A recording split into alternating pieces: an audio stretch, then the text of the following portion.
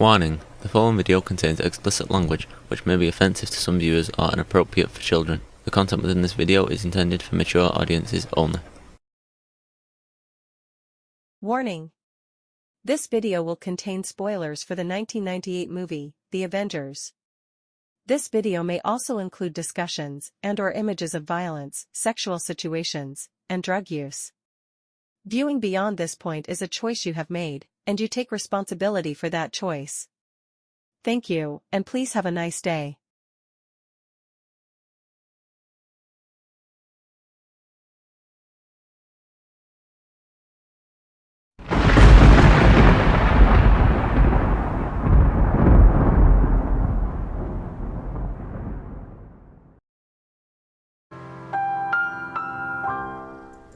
Hello and welcome to this video. I hope everyone is doing alright. I hope everyone is having fun, and I hope the universe is treating you well. Today's video, we are going to be looking at The Avengers from 1998. And no, it is not the Avengers you're thinking of. This is a movie that was based on the 1960s British spy show of the same name, which predates the American Avengers comics by a few months, maybe. They're real close. It may not, the original 60s British show may not, they may have came about the same time.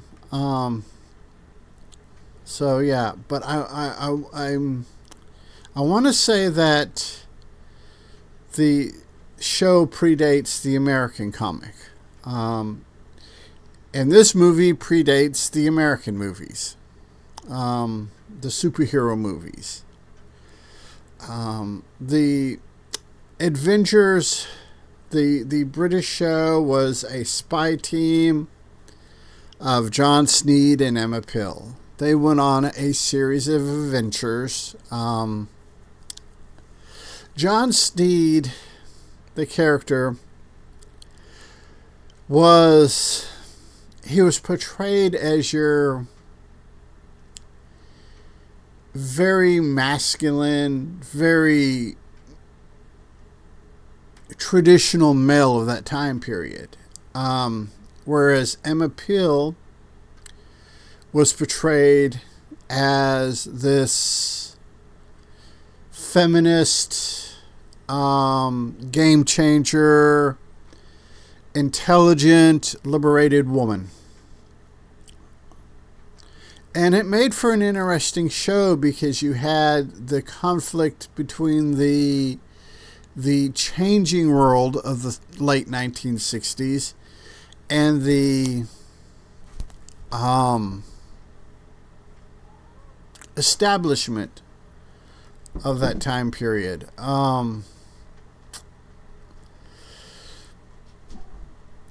And it was a really interesting show. It was a show worth watching, worth checking out. There are some very, very salacious episodes. I mean, even by today's standards, they're kind of salacious. So I imagine in the 60s they were just, taboo, but it works, and it was a show that required the audience to think. We'll roll around to 1998, and Warner Brothers decides to do a movie with these same characters, same premise, where Warner Brothers messed up in the making of this movie is they overestimated the American audience to think. They overestimated the American moviegoers to engage with the movie, to think things out for themselves, to draw their own conclusions. And this led to the movie flopping. It had a budget of $60 million. Its box office only took in $54.7 million. So it lost in the neighborhood of, rounding up, about $6 million. So yeah,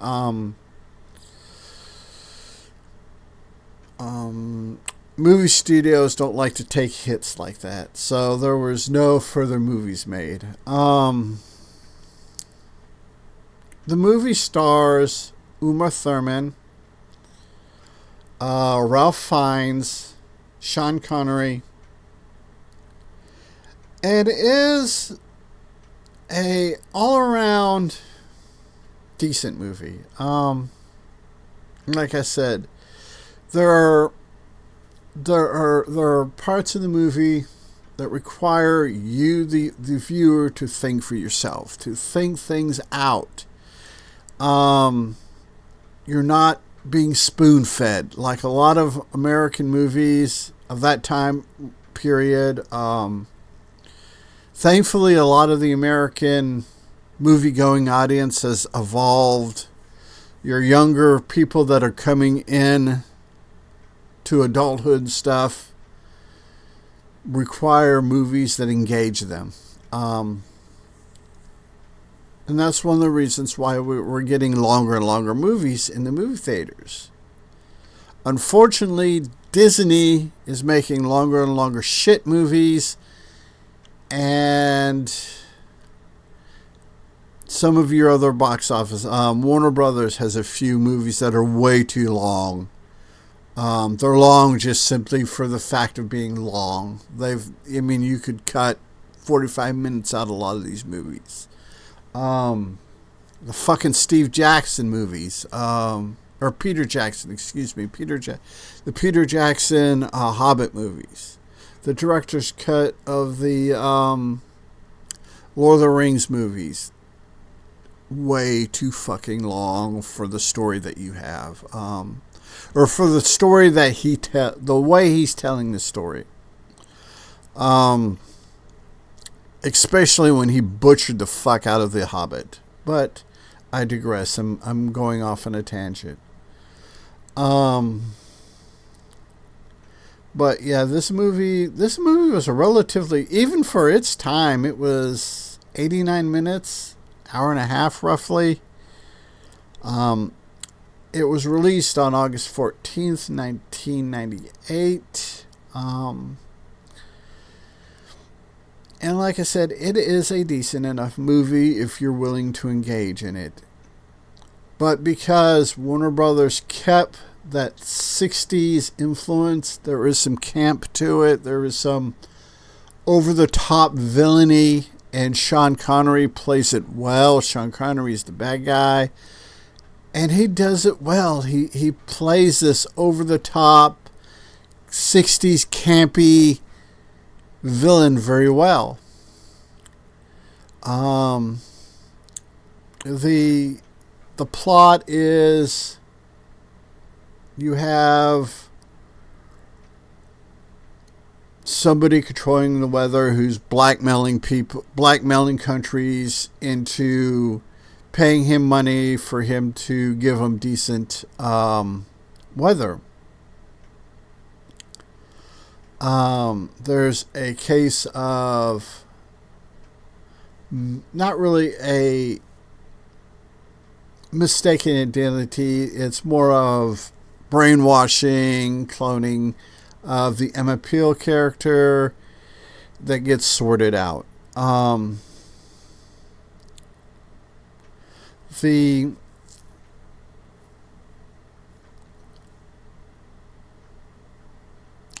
The underlying themes and messages of equality, environmental. It is a big environmental piece. It's a big environmental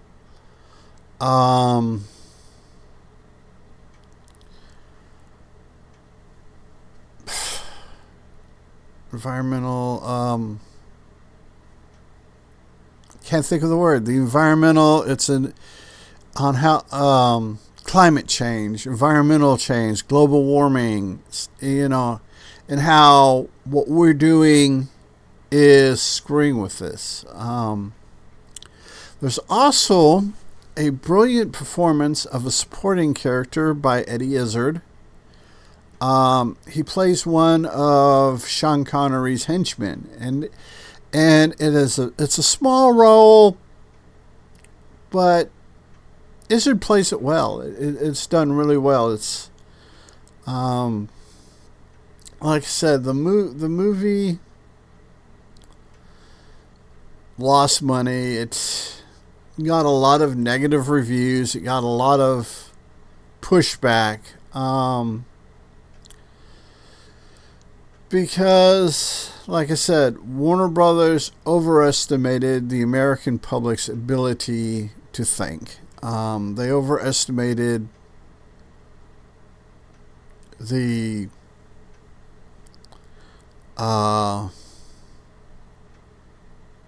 Americans in general.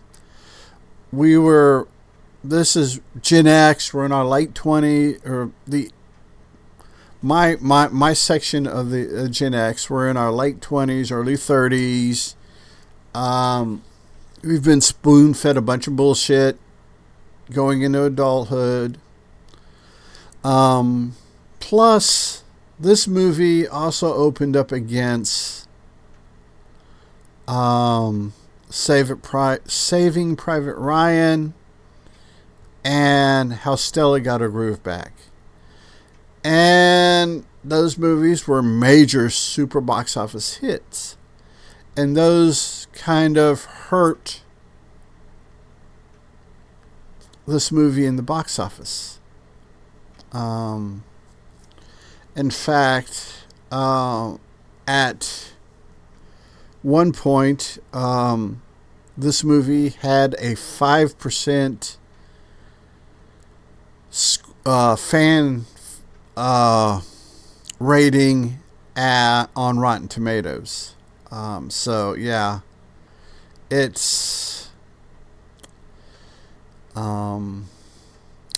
was not the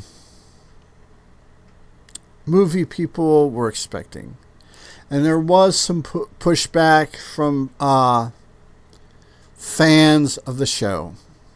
The older the fans of the show that watched it, a lot of your younger boomers, some of your really early Gen X, and the Gen Xers that watched the show on like Nick at Night. Because even though, like I said, it was a decent movie, it was a good movie, they did do some things that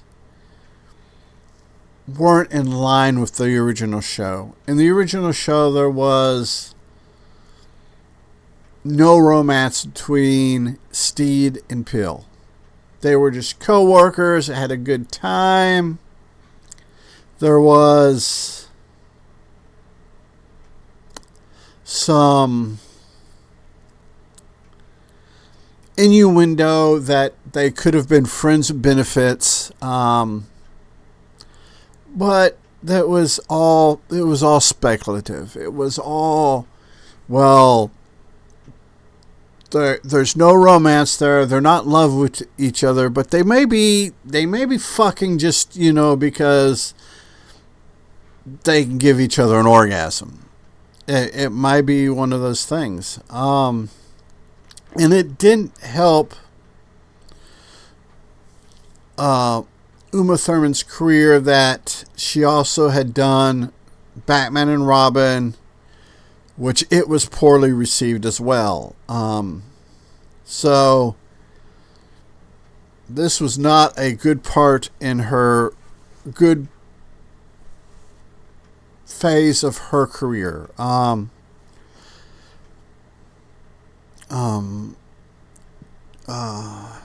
Tarantino helped revive her career with Pulp Fiction and the Kill Bill movies.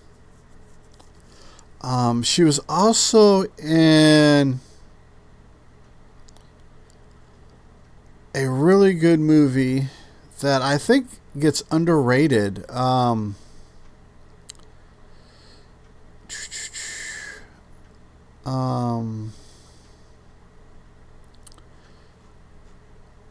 believe the movie is Even Cowgirls Get the Blues. And that movie is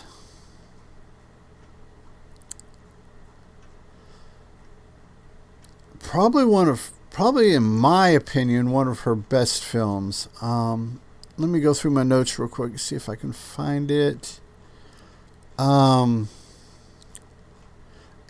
think it was 90s, mid 90s, early 90s. Let me see.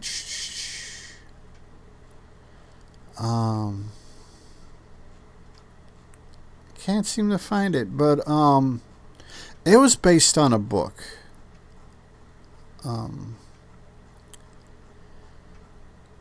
Boy, I should take better notes.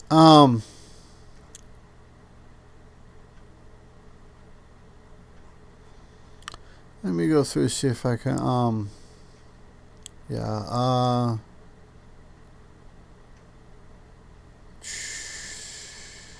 yeah, I think it was, let me see, go through my notes.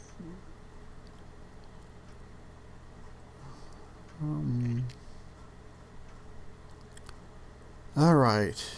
Maybe I should give up on it. We'll swing around back to it if I can find it. Like I said, this is a good movie. If you want to watch a movie that is,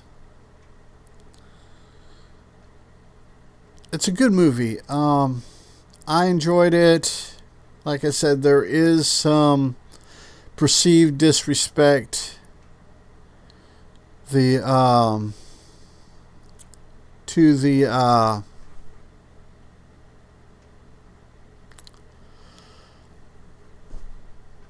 original series, and I get it. And for me, it's not that big of a deal breaker. Some people it is, and I respect that. 1993, I did find it in my notes. She was in the interpretation of Tim Robbins' book, Even Cowgirls Get the Blues, with a woman with extraordinarily large thumbs. That movie bombed as well, but I personally think that is one of Uma Thurman's standout roles. But that is just me. The book was really good. I think a lot of it is I enjoyed the movie because I really enjoyed the book. I like a lot of Tim Robbins' writing. Tom Robbins. I keep saying Tim. It's Tom Robbins. So yeah. But this movie,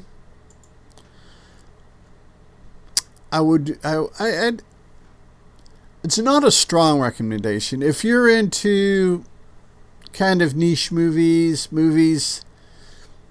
that have a certain bit of nostalgia, check this movie out. I think you'll enjoy it. So I'm going to go ahead and wrap this up here. And remember, people, be good human. Be good to other humans. Peace.